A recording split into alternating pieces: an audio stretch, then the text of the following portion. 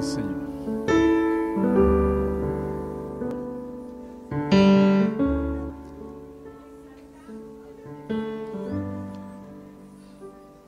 Pueden tomar asiento, por favor.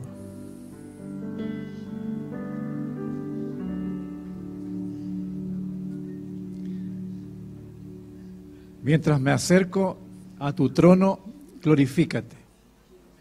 ¿Qué significa eso? No solamente es la letra bonita, no solamente es la melodía bonita. Mientras me acerco a tu trono, glorifícate. ¿Cómo se glorifica el Señor? ¿Cómo lo glorificamos? Obedeciéndolo. ¿Cómo lo glorificamos? Obedeciéndolo, viviendo su palabra.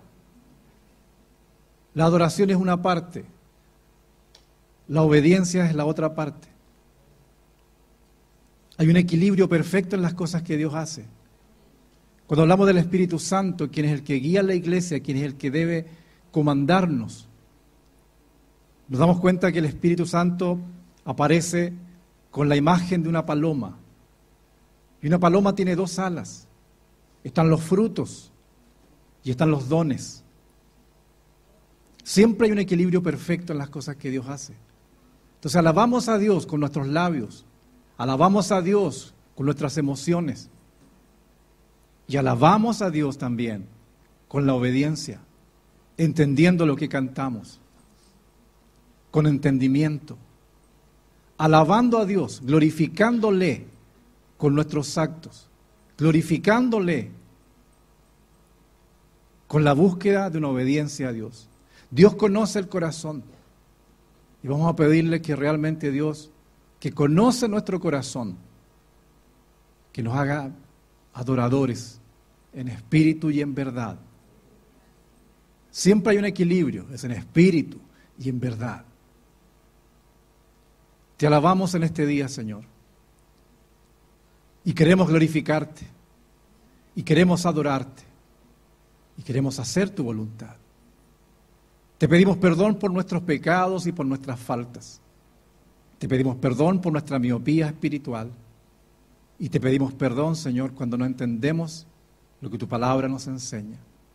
Gracias porque tú conoces nuestro corazón y podemos venir a ti tal y como somos, sabiendo que en ti podemos encontrar paz, consuelo, sanidad.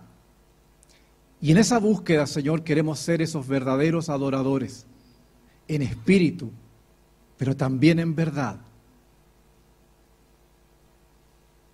Llénanos de tu presencia, Espíritu Santo. Llénanos de tu presencia. Necesitamos de ti, más de ti y menos de nosotros. Te lo hemos pedido, te lo hemos orado y te lo imploramos. Gracias porque tú conoces nuestro corazón. Y perdónanos porque nosotros solamente vemos las apariencias y a través de ellas juzgamos. Perdónanos porque juzgamos mal. Como iglesia venimos a ti en este día pidiéndote perdón y pidiéndote que nos guíes. Que seas tú quien nos guíe y que hagas tu obra en nosotros, en medio nuestro, en cada una de las áreas que tú quieres que se desarrollen y que se hagan. Espíritu Santo, te pedimos que nos hables, te pedimos que nos restaures, te pedimos, Señor, que nos hagas ser esos verdaderos, más que vencedores, y que podamos vivir realmente como lo que somos en Cristo Jesús. Espíritu Santo, llénanos. Necesitamos de tu presencia, tus dones y también tus frutos. Gracias, Señor, por lo que tú estás haciendo en nuestra vida. Toca a aquel que ha venido hoy con necesidad de ti. Aquel que ha venido, Señor, sediento de ti, hambriento de ti. Aquel que ha venido, Señor, buscando una palabra tuya. Porque una palabra tuya bastará para sanarnos, para restaurarnos, para hacer la obra completa en nosotros. Gracias, Señor. Y pon en nosotros ese amor y esa compasión por almas. Pon en nosotros compasión por almas. Te lo rogamos. Te lo pedimos. Y te damos gracias en este día por tu maravillosa presencia. Señor, mientras nos acercamos a tu trono, glorifícate. Glorifícate. Te alabamos en este día y te exaltamos en el nombre de Jesús. Amén y amén. Hay un tema del cual hoy día quiero platicar. Tiene que ver con el fracaso. Creo que todos los que estamos en este lugar en algún momento de nuestra vida hemos fracasado. ¿O no? Comenzamos una empresa con muchas ganas, con muchos deseos y de pronto esa empresa fracasa. Comenzamos un proyecto, algún proyecto especial, algún proyecto en el cual ponemos todo nuestro empeño y el proyecto fracasa. Colocamos nuestro anhelo y nuestro deseo, por ejemplo, en hacer algo distinto, en una relación quizás, y fracasa. Es decir, el fracaso es parte de nuestra vida. Un equipo de fútbol, por ejemplo, puede comprar los mejores jugadores, los más caros que hay, y fracasan estrepitosamente. También puede pasar. Es decir, el fracaso es parte de nuestra vida. Ahora sí, nosotros podemos definir un poco el fracaso. Podríamos decir que el fracaso es un suceso doloroso, es funesto. Uno pone todo su empeño en algo, que algo funcione y eso fracasa. Dígame cómo uno se siente uno. Realmente uno se siente mal, es doloroso, es funesto, ¿verdad?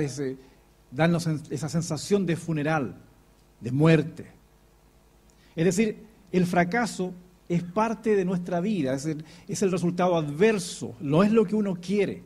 Algo se arruina, algo se rompe estrepitosamente y podemos decir, fracasé. Y el hecho de pronto de decir, fracasé, la emoción que se siente realmente es desconcertante, es como que se pierde la brújula, hacia dónde vamos ahora. Si mi proyecto fracasó, si mis deseos fracasaron, si mi empeño fracasó y de pronto pierdo el norte, no sé dónde ir, no sé cómo ir. Frustración. Esa ausencia de éxito que es lo que requerimos a veces y no la tenemos, porque el fracaso golpea nuestra puerta y sentimos desolados. Ahora, el problema es que el fracaso es parte de la vida humana. Y de hecho creo que nuestra historia como humanidad parte desde un fracaso. El fracaso de Adán y Eva en el jardín del Edén.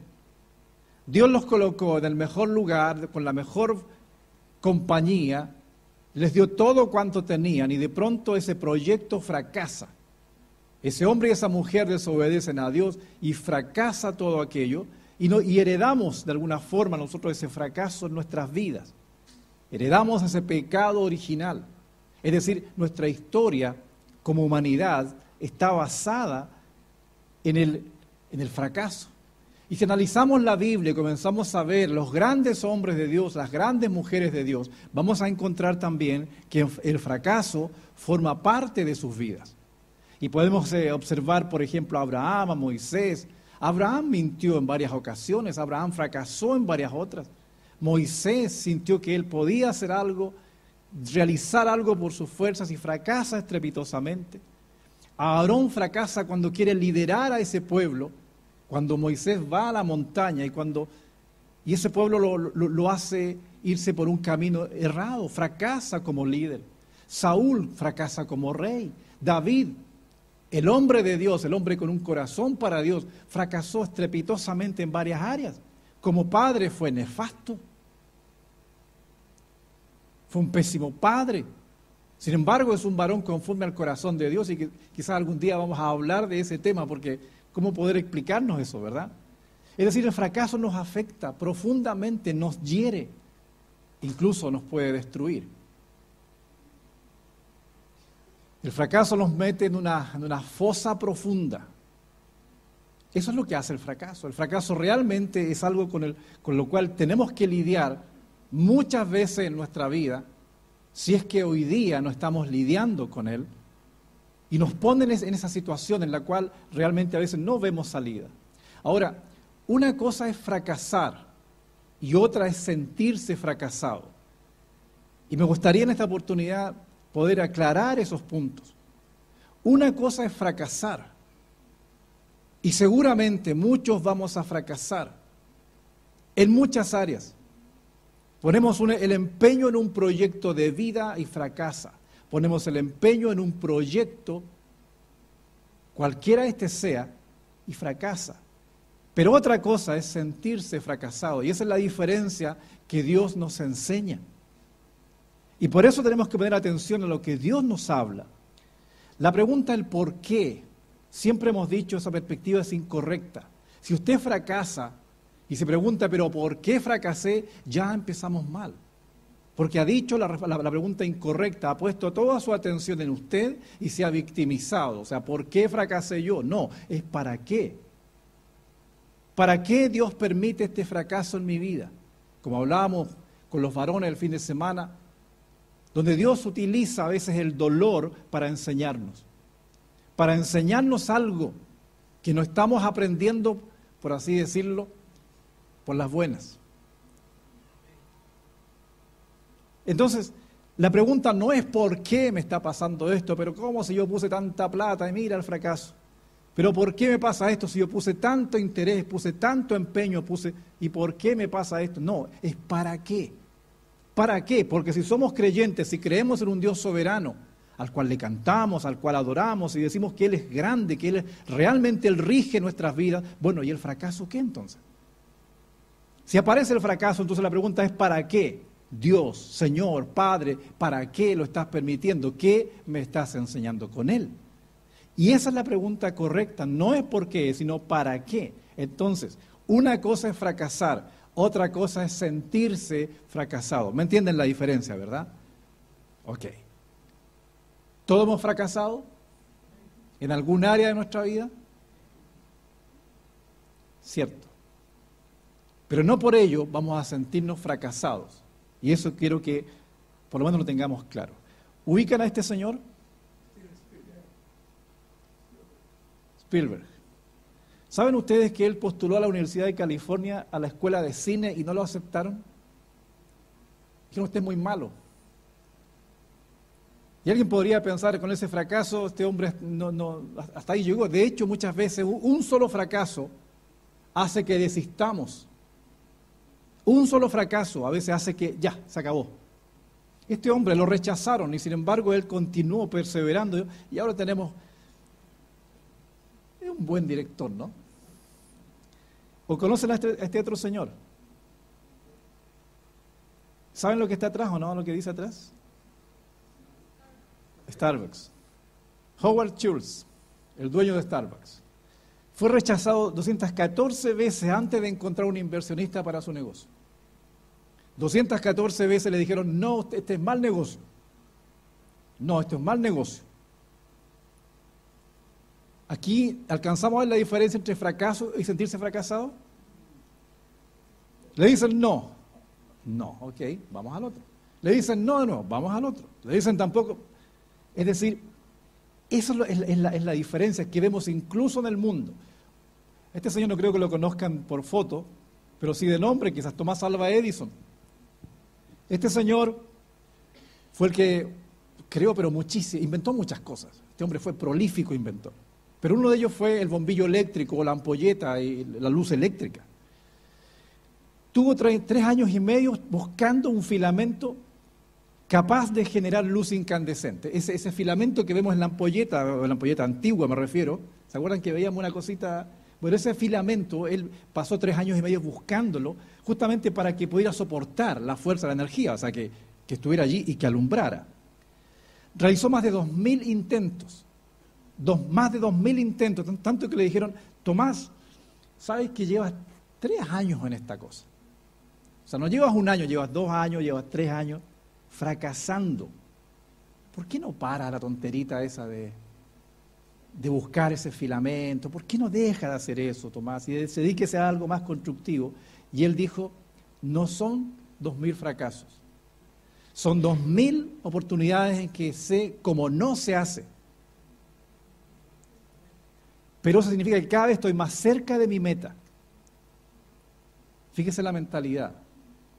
Es una mentalidad distinta, no se fija en el fracaso. Sí, fracasó, pero no se siente un fracasado porque sabe que está en un proceso. Esa mentalidad se desarrolla. Esa no es una mentalidad que simplemente nos pueda llegar, no, se desarrolla. Así como se desarrolla la fe, así como se desarrolla el aprender a pensar bíblicamente. Uno desarrolla eso. Y creo que es vital como creyentes aprender a desarrollar una mentalidad como cristianos. Tenemos la mente de Cristo, dice la Biblia. Tenemos que aprender a pensar, como hemos hablado también de que somos lo que pensamos. Una cosa es fracasar, otra muy distinta es sentirse fracasado. El fracaso es positivo si nos enseña. El sentirse fracasado es peligrosísimo porque nos encierra y no nos deja salir. Y usted no sale de allí. No, yo fracasé, soy un fracasado. No. Usted fracasó porque está aprendiendo algo que Dios quiere enseñarle. Es muy diferente. La palabra de Dios nos enseña cómo enfrentar el fracaso. Y por eso es que es tan vital poder estudiar la Biblia. Porque nos enseña, porque el fracaso es parte de nuestra vida. Fracasamos siempre, podríamos decirlo, ¿verdad? Es parte de nuestra vida. Y hoy día quiero citar solamente un par de ejemplos, porque espero tal vez platicar más de este tema, porque no creo que simplemente en una charla lo agotemos. Por ejemplo, en Isaías capítulo 39 nos habla del fracaso humano. Si usted lo lee, se dará cuenta, el capítulo 39 de Isaías es el fracaso humano. ¿Bien? Pero el capítulo 40 de Isaías es la respuesta al fracaso humano. Y de eso quiero conversarles esta mañana. El capítulo 39, fracaso total. Capítulo 40, ¿cómo enfrentar ese fracaso? Y voy a leerles parte del capítulo 39 porque me parece interesante para contextualizar. Dice Isaías 39, del 1 al 3, en aquel tiempo Merodac Baladán, hijo de Baladán, rey de Babilonia, envió cartas y presentes a Ezequías porque supo que había estado enfermo y que había convalecido. Y se regocijó con ellos Ezequías y les mostró la casa de su tesoro, plata y oro, especias, ungüentos preciosos, toda su casa de armas y todo lo que se hallaba en sus tesoros. No hubo cosa en su casa y en todos sus dominios que Ezequías no les mostrase. Entonces el profeta Isaías vino al rey Ezequías y le dijo, ¿qué dicen estos hombres y de dónde han venido a ti? Y Ezequías respondió, de tierra muy lejana han venido a mí, de Babilonia. Dijo entonces, ¿qué han visto en tu casa? Y dijo Ezequías, todo lo que hay en mi casa han visto y ninguna cosa hay en mis tesoros que no les haya mostrado. Entonces dijo Isaías a Ezequías, oye palabra de Jehová de los ejércitos, y aquí vienen días en que serás llevado a Babilonia todo lo que hay en tu casa y lo que tus padres han atesorado hasta hoy, ninguna cosa quedará, dice Jehová. De tus hijos que saldrán de ti y que habrás engendrado, tomarán y serán eunucos en el palacio del rey de Babilonia. Continúa el texto, pero me interesa esto. Ezequías fue un buen rey. Recordemos que ya cuando hablamos del reino, está dividido, reino de Judá, o reino del sur, reino del norte o Israel. El reino quizás lo explico mejor acá. El reino del norte, que fue el reino llamado Israel, que fueron aquí se juntaron dos tribus, nomás Judá y otra más, pero acá el resto de las tribus fue un reino bastante malo, nunca obedeció a Dios, jamás, y fue deportado a Asiria en el año 721 a.C. Pasaron más de 100 años y este reino permaneció fiel a Dios, el reino de Judá. Y Asiria también quiso tomarlo y Ezequías oró a Dios y Dios lo salvó milagrosamente. Sin embargo, en esta oportunidad vemos que Ezequías está en otra etapa de su vida. Hay una parte en que Ezequías está enfermo y le pide a Dios que no se lo lleve, que le dé más años de vida. ¿Se acuerdan de ese pasaje? Y el Señor le da ¿cuántos años? 15 años. En esos 15 años que el Señor le dio de más, Ezequías metió la pata. Ezequías lo hizo mal. Y en esta etapa de su vida es cuando vienen estos diplomáticos de Babilonia a verlo, al rey. Estaba enfermo, le traen presentes. ¿Y qué es lo que hace insensatamente Ezequías? Les muestra todos sus tesoros, les muestra todo cuanto tiene. Llega Isaías y le dice, ¿quiénes son? Son de Babilonia, son unos amigos de Babilonia. Babilonia se empezaba a levantar como una potencia en aquella época. E Isaías le dice, Ezequías, no, lo hiciste mal. Eso no debiste haberlo hecho. Bueno, por haberlo hecho, te van a deportar, a tu familia la van a deportar. Y eso ocurrió, efectivamente, en el año 587, que fueron deportados todos a Babilonia. Y aquí desapareció el reino de Israel. En esta etapa de fracaso es que encontramos el pasaje de Isaías 39. Aquí fracasó el hombre. Había fracasado ya Israel, había fracasado ahora Judá, había fracasado Ezequías, quien era un buen rey, pero había fracasado. Y por ello, en Isaías 40, Dios comienza a responder a este pueblo fracasado. Y es tan hermoso ver cómo Dios comienza a responder al fracaso humano. Y comienza con el versículo 1, Isaías 40, versículo 1, diciéndoles, consúélense, consúélense pueblo mío, dice su Dios. Lo primero que Dios dice y lo primero que uno necesita cuando ha fracasado, ¿qué es? Consuelo. Cuando uno ha fracasado, lo que necesita es consuelo. Es un abrazo, no sé, algo. Y Dios le dice, consuélate, pueblo mío, consuélate. Y cada vez que en el hebreo se repite una expresión, es porque eso es algo muy, muy importante. O sea, es algo que realmente se hace con el corazón, consuélate. Y Dios le está diciendo a este pueblo que se consuele. Ojo que este pueblo acaba de fracasar. O sea, no es un pueblo digno de Dios, no lo es. Como ninguno de nosotros cuando fracasamos estrepitosamente. Y sin embargo Dios viene y dice, te traigo consuelo, porque yo soy tu Dios. Traigo consuelo a tu vida. En el versículo 9 del mismo capítulo dice Dios, súbete sobre un monte alto, anunciadora de Sión, levanta fuertemente tu voz, anunciadora de Jerusalén, levántala, no temas, di a las ciudades de Judá, ved aquí al Dios vuestro. Una cosa importante que tiene el hecho de entender el fracaso es que cuando uno fracasa, ¿hacia dónde está puesta la mirada? Hacia uno, al suelo, ¿verdad?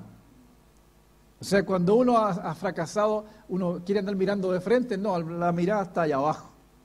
Uno no quiere saber nada, no quiere saber nada. Y aquí hay dos expresiones que el Señor dice muy importantes. Súbete a un monte alto. Súbete a un monte alto. ¿Qué significa eso? Cambia tu posición. Deja de mirar hacia abajo, cambia tu posición. Y luego dice, levanta fuertemente tu voz, anunciadora de Jerusalén. Levántala, no temas. Y di a las ciudades de Judá, ved aquí el Dios vuestro. ¿Qué significa eso? Levanta fuertemente tu voz, comienza a proclamar. Y comienza a proclamar que Dios está presente. Mientras más uno está en el fracaso y piensa, pero qué malo soy, qué terrible, ¿por qué a mí? ¿Me entiende? Toda esa cosa, usted no llega a ningún lado con eso, pero a ninguna parte. No va a ni un lado, se hunde, se hunde, se hunde. Y yo tanto que le pedí al Señor, incluso puse a toda la iglesia a orar y bla, ¿me entiende? Uno se hunde. En cambio, si uno realmente hace lo que la palabra de Dios nos manda, lo que Dios nos dice, en primer lugar, cambia tu posición. Súbete a un monte alto, comienza a mirar la situación desde otra óptica, desde otra perspectiva. Y en segundo lugar, comienza a proclamar que Dios está presente. ¿Se da cuenta que eso es un hábito que se adquiere, que no es una cuestión que simplemente llega porque cuando uno está en ese minuto no quiere saber nada de Dios a veces? No quiere saber nada de la Biblia, no quiere saber nada de nada. Simplemente lo que uno quiere es regocijarse en su fracaso, por decirlo de alguna manera. Es como decimos a veces en Sudamérica cuando hay una ruptura sentimental, aparecen los boleros. Conocen los boleros, ¿no? Son canciones que son para cortarse las venas, como uno dice. Uno escucha el bolero, ¿verdad? Y se corta las venas y sufre y rasga su corazón, ¿verdad? Me dejaste, me abandonaste, tanto que te quería. Esos son los boleros, esa es la letra de los boleros. Entonces como que uno tiene una parte de uno que uno como que es masoquista, como que se regocija. Y Dios dice, no hagas eso. No hagas eso. ¿Qué tienes que hacer? Cambia tu posición. Pero se da cuenta que esta es una decisión del corazón, que es una decisión de su mente, que es una decisión espiritual, y luego comienza a proclamar, ¿qué cosa? Que Dios está contigo. Que Dios está contigo, que Dios no te ha dejado, no te ha abandonado, no porque te sientas así, Dios te ha dejado. ¿Qué dice el Señor? Yo estaré con ustedes casi todos los días, o excepto los holidays. Yo estaré con ustedes todos los días hasta el fin de los tiempos. Y sabiendo el versículo ese, se nos olvida, pero de forma casi mágica cuando estamos en problemas. Y allí es cuando debe aparecer este tipo de versículos. Dios está conmigo. Ok, ¿qué tengo que hacer? No hundirme en el fracaso. Levantar mi mirada. Es una decisión que uno toma. Es una decisión, no es un asunto de emoción. No, es decisión. Usted puede sentirse muy pero muy mal. Y aún así decidir estar bien. ¿Me cree o no? Repito. Usted puede sentirse muy, pero muy mal, pero usted puede decidir estar bien en Dios. Ese es un acto de fe. Ese es un acto de fe. Y luego comienza a proclamar que Dios está con usted y usted comienza realmente a percibir que algo distinto comienza a pasar. Isaías 40:26 sigue reafirmando el Señor los mismos conceptos. Dice, levantad en alto vuestros ojos y mirad quién creó estas cosas. Él saca y cuenta a su ejército, a todas las llama por sus nombres, ninguna faltará. Tal es la grandeza de su fuerza y el poder de su dominio. Dice, levanta tu mirada, mira el cielo, mira las estrellas. Todas las estrellas que ven tienen un nombre. Fueron creadas por Dios y cada una tiene un nombre. Él las conoce por nombre. A los millones y millones de estrellas que hay en el universo. Levanta en alto tus ojos. ¿Qué dice? ¿Cuál es el concepto otra vez? Enfoca en Dios. Y Dios no habita allá abajo, Dios habita en lo alto. Entonces aprender a levantar nuestra mirada, comenzamos a salir del fracaso, porque estamos aprendiendo que una cosa es fracasar, otra sentirnos fracasados. Fracaso puede haber muchas veces en nuestra vida, pero el sentirnos como tal imposible si somos cristianos. Entonces, realmente enfocar en Dios, levantar nuestra vista es vital. ¿Y cuál es la realidad? ¿Cómo Dios nos ve?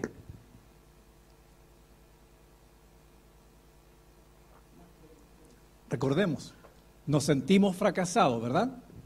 Ok, ¿cómo Dios nos ve? ¿De qué manera nos alienta Dios? En el capítulo 40 de Isaías, Él dice, 29 y 31, al 31, me imagino que saben estos versículos, Él da esfuerzo al cansado y multiplica las fuerzas al que no tiene ningunas. Los muchachos se fatigan y se cansan, los jóvenes flaquean y caen, pero los que esperan a Jehová tendrán nuevas fuerzas, levantarán alas como las águilas, correrán y no se cansarán, caminarán y no se fatigarán. ¿Cómo Dios nos ve? Como águilas. Y el águila es una cosa majestuosa, no es un pajarito insignificante. Lo voy a repetir porque este versículo lo leemos a veces, pero no lo entendemos. Porque el contexto de este versículo tiene que ver como cómo Dios nos saca del fracaso y cómo Dios nos dice, así te veo yo. Él da esfuerzo al cansado. ¿Qué siente uno cuando está fracasado? Debilidad absoluta, uno no quiere nada con nada. Multiplica las fuerzas al que no tiene ningunas. Los muchachos se fatigan y se cansan, los jóvenes flaquean y caen. Pero tú, aunque te sientas o vivas el fracaso y esperas en Jehová, tendrás nuevas fuerzas y levantarás alas, no como un papagayo, como un águila, como un águila. Correrán y no se cansarán, caminarán y no se fatigarán. ¿Qué significa eso? ¿Cómo nos ve Dios? Más que vencedores. ¿Por qué? Porque nos ve en Cristo. Porque esa es nuestra posición. Espiritualmente hablando, nos ve en Cristo. Como nos ve en Cristo, nos ve victoriosos. ¿Qué tenemos que hacer? Aplicar esa palabra en nuestra vida. ¿Cómo se aplica esa palabra? Por la fe. Y por la fe lo hacemos un hábito de pensamiento. Lo hacemos un hábito de pensamiento. Y batallamos contra esos pensamientos de desánimo, contra esos pensamientos de fracaso, contra esos pensamientos que nos dicen, tú eres un fracasado. No, no lo soy. Sí fracasé. Sí, lo admito, fracasé. Pero no soy un fracasado. Ahora, ahí tenemos un águila. El águila es una ave, pero portentosa, realmente. Vuela alto. Se da cuenta que no vuela como un papagayo, no, vuela a 1800 metros de altura. Imagínense la altura. Vuela a 320 kilómetros por hora. Y cuando cae en picada, cuando quiere atrapar algo, va a 350 kilómetros por hora. O sea, es casi tan rápido como Abner. Mide de 1,90 a 2,50 metros cuando extiende sus alas. O sea, realmente es un animal maravilloso. El nido no lo hacen los arbolitos, lo hacen las altas montañas. Y los nidos que hace el águila no son nidos pichiruches, no son, perdón, se me salió un chilenismo. No son nidos, es peor, ¿ah? No, pequeños, no son así insignificantes, no, tienen 3 metros de profundidad, tienen 2 metros de diámetro, o sea, usted podría vivir ahí. O sea, hablamos realmente de un animal, de un ave, portentoso. Así nos ve Dios, ¿ok? Sin embargo, el águila también fracasa. El águila también fracasa. El águila, fíjese usted, es el ave con mayor longevidad de esta especie. Llega a vivir 70 años. Pero para llegar a esa edad, a los 40, debe tomar una seria y difícil decisión. Porque sus garras están apretadas y flexibles y no consigue tomar a sus presas de las cuales se alimenta. Está fracasando como águila. Su pico largo y puntiagudo se curva, apuntando contra el pecho. Sus alas están envejecidas y pesadas, y sus plumas gruesas. Volar ya se hace difícil. El águila siente que ha fracasado, que no puede seguir. Sin embargo, Dios, que la creó, hace algo. El águila tiene solamente 2 alternativas: fracasar, morir o enfrentar un doloroso proceso de renovación que durará 5 meses. Y el águila decide reinventarse. Y el águila decide no morir, no sentirse un fracasado, sino aprender del fracaso. Y decide tomar el camino difícil. Este proceso consiste en volar hacia lo alto de una montaña y quedarse allí, en donde no tenga la necesidad de volar. Se va el águila. Después de encontrar ese lugar, el águila comienza a golpear su pico en la pared hasta conseguir arrancarlo. Luego debe esperar el crecimiento de uno nuevo con el que desprenderá una a una sus garras, que ya no sirven. Cuando las nuevas garras comienzan a nacer, empieza a desplumar sus viejas plumas. Es un proceso doloroso. Doloroso. Finalmente, después de 5 meses, sale para su vuelo de renovación y vivirá por 30 años más. Como un águila, 0 kilómetros. Pero hay un proceso. Hay un proceso donde aprende del fracaso a darse cuenta que no es un águila para vivir en el fracaso. No, es un águila. Es un águila. Cuando nos miramos nosotros mismos y podemos pensar, mi vida es un completo fracaso. Sí, yo creo que podemos pensar eso a veces.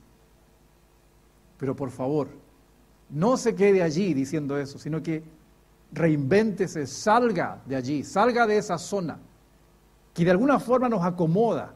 Pero como digo, tenemos algo de masoquistas en nosotros.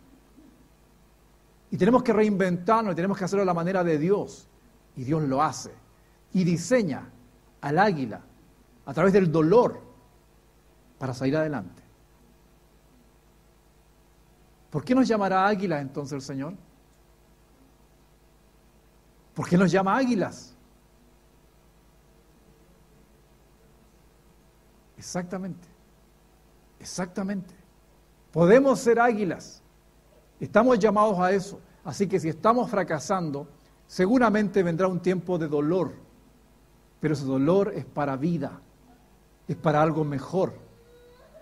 Eso es lo que hace Dios con el águila y es lo que Dios pretende con cada uno de nosotros. Ahí tenemos al águila, volando de nuevo. Vamos a poner las caritas de ustedes ahí el próximo domingo, ¿ya? La carita de Jimmy, por ejemplo, la carita. Eso es. Somos águilas. Entonces, repitamos de nuevo este versículo que nos sabemos. Y quizás mírese allí usted y véase allí si es que por alguna razón está viviendo el fracaso en alguna área de su vida. Si es así, yo quiero invitarle a esto. Ok, acéptelo. El fracaso se acepta como tal, pero usted no es un fracasado, no es una fracasada. ¿Me entiende la diferencia? Sino que ese fracaso Dios lo está usando para que usted aprenda, para que usted se reinvente, para que usted lo haga ahora, pero a la manera de Dios. Ya no a su manera, sino que a la manera de Dios. Cuando lo hace a la manera de Dios, que es dolorosa, no hay magia en Dios.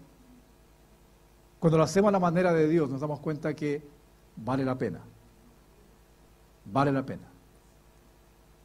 Isaías 40, 29 al 31 dice, Él da esfuerzo al cansado y multiplica las fuerzas al que no tiene ningunas. Los muchachos se fatigan y se cansan. Los jóvenes flaquean y caen. Pero los que esperan a Jehová, ¿es usted uno que espera al Señor? ¿Es usted uno de los que cree en Dios?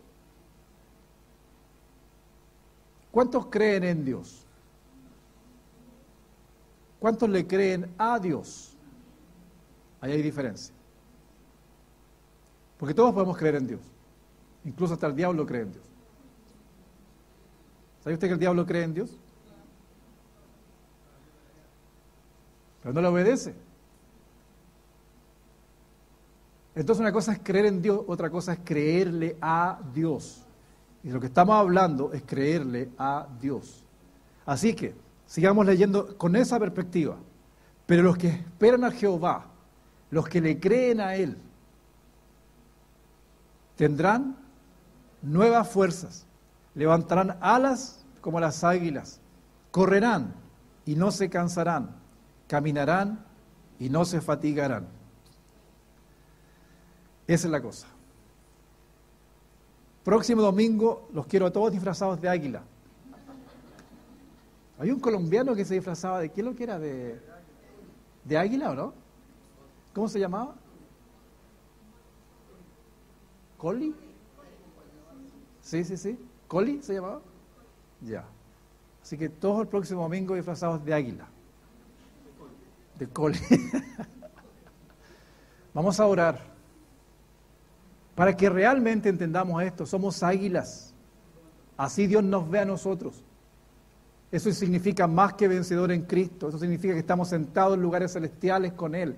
Todos esos conceptos que tenemos a veces los aunamos y los hacemos parte de nuestra vida. Ok, ¿hay fracaso en nuestra vida? Sí lo hay. Pero no somos fracasados. No lo somos. Somos más que vencedores en Cristo Jesús. Ya no más por qué, no, para qué. Y ese para qué nos va a catapultar a una vida de fe realmente más completa, más plena, más madura. Menos pensando en pobrecito de mí, sino que gracias Señor, porque soy un águila en ti, que puedo realmente vivir de una manera distinta. Nos ponemos de pie, por favor. Señor, te damos gracias en esta mañana una vez más por tu palabra, que nos enseña y nos alienta a enfrentar el fracaso que es parte de nuestra vida. Señor, sigue enseñándonos y sigue mostrándonos que en ti somos más que vencedores y que tú nos ves realmente como águilas, Y yo te ruego en esta mañana por aquellos que están viviendo un proceso de fracaso y que te están buscando a ti de corazón. Señor, gracias porque tú abres puertas donde no las hay, porque tú, Señor, sacas agua de la roca, porque tú, Señor, das agua en el desierto. Tú conoces los problemas y situaciones en los cuales podemos vivir. Y te pedimos, Señor, que tú hagas tu obra en nosotros. Decidimos ser águilas.